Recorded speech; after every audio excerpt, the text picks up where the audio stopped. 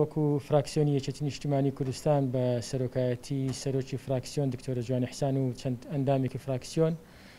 سەردانی لیوای سێی پاسەوانی سنوورمان کرد کە لە سنووری پارێزگای سلێمانی و ئیدارەی ڕاپەڕین و ئیدارەی گەرمیان و پارێزگای هەڵەبجە ئەرک و واجبیان هەیە بە مەبەستی بەدواداچوون بۆ ئەو کێشە و گرفت و داواکاریانی کە بەڕێزیان لە ساتی ئەنجامدانی ئەرک و واجبی خۆیان ڕوبڕوان دەبێتەوە بۆی بزانین داواکاریان لەگەڵ بەغدا لە حکوومەتی فیدراڵی چییە و ئێمە وەکو فراکسیۆنی یەکێتی نیشتیمانی کوردستان چمان پێ دەکرێت بۆ ئەوان و لە میانەی کۆبوونەوەمان لەگەڵ بەڕێزیان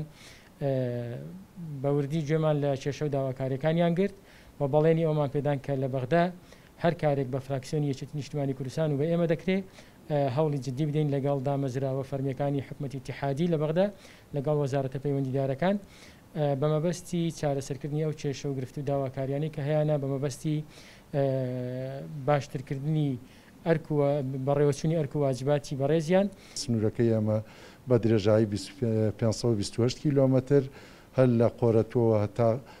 بناری قەندیل تا گوندی پشداشان دەست پێەکە. ئێمە سنوورەکەمان لە بەسەر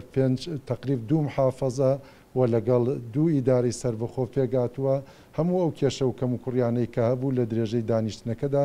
زۆر سوپاسی بەڕێز هەم دکتۆرە جوان هەم ئەندامانی وەفدەکە ئەەکەم کە هاتن کاتی خۆیان بەخشیە ئێمە و سەردانیان کردین و نزیکەوە گوێیان لێگرتین لە هەموو ئەو کێشە و کەم و کوڕیانەی کە هەمانە